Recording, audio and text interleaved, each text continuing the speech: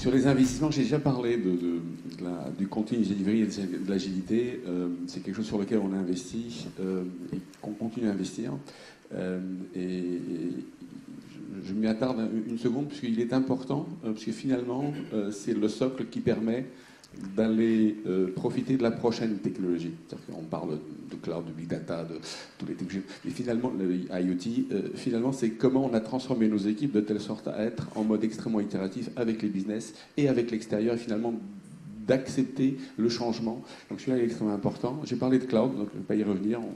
On est dans des investissements très forts. On a un cloud privé, hybride, puisqu'on a maintenant avec AWS et Azure avec du cloud public, pour l'instant en POC, et on espère que d'ici à la fin de l'année, on aura du workload de certaines de nos très grosses applications dans le cloud public. Donc on a un enjeu important également dans le cloud.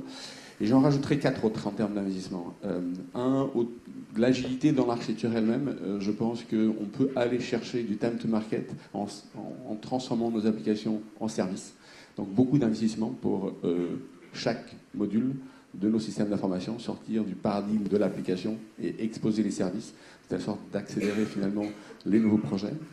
Un deuxième élément extrêmement important, on a parlé du data, donc évidemment la connaissance de nos clients, je parlais tout à l'heure, elle vient aussi de la compréhension profonde du parcours du client dans nos plateformes.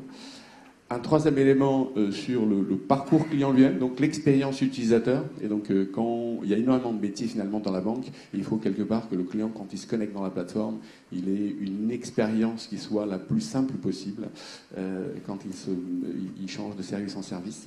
Et ça, c'est fondamental pour le capter, pour le garder, pour qu'il ait cette expérience unique.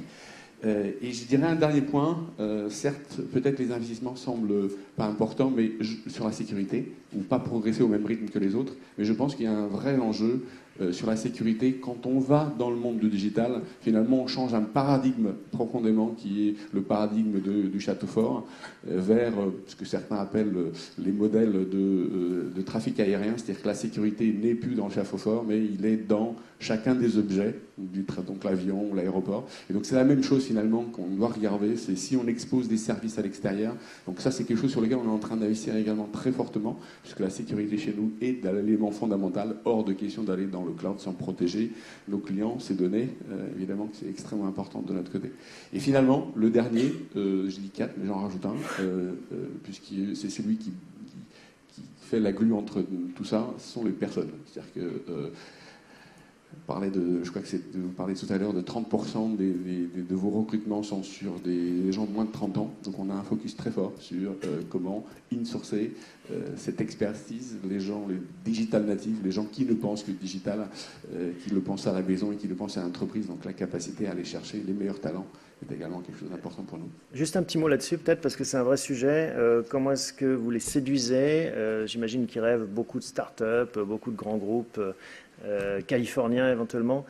Comment est-ce que vous leur dites non, venez à la Défense, c'est sympa? Alors, merci pour la question. Elle est très difficile là. Pourquoi? Parce qu'en fait, on est une banque. Donc déjà, quand vous allez à l'extérieur, l'image de la banque est un peu difficile. Donc on va expliquer tout ça. Et je faisais une conférence il n'y a pas longtemps à Epitech, à une promo, et je leur expliquais les projets qu'on faisait. Donc je leur parlais de continuous delivery, de cloud, de DevOps. Et ce qui était intéressant, c'est le début de la conférence. Les gens rédigeaient sur leur petit papier, et puis au fur et à mesure, ils se levaient de la tête et ils disaient « Ah, en fait, on ne fait pas que du COBOL. Dans la banque, il n'y a pas que du mainframe. » Et comment on les séduit? Il faut aller au contact et leur parler. Qu'est-ce qu'on fait d'autre? Je crois que la seule banque qui était dans la dernière conférence d'Evox. On a participé aux meilleurs devs de France pour s'exposer. On fait les plus grands meet-up de la place de Paris. On avait, il n'y a pas longtemps, pour ceux qui le connaissent, Werner Vogel, qui est le CTO d'Amazon, qui était chez nous il n'y a pas longtemps pour faire une conférence à nos IT, et donc des gens de l'extérieur également. On a eu Scott Guthrie, le patron d'Azure, qui nous faisait une conférence également. On a Salomon Hikes, le patron de Docker, puisque dans notre stratégie cloud, on a une cloud et on croit fondamentalement dans le conteneur pour avoir la réversibilité et ne pas être dépendant d'un des providers. Donc, pour revenir, il faut s'exposer, finalement se faire connaître, puisque les gens nous rejoignent.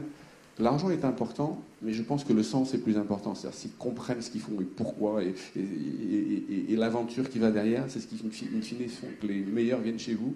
C'est parce que ils ont un sens dans la transformation qui est celle qu'on est en train d'opérer. Donc aller au contact et expliquer ce qu'on fait, c'est ce qui est important.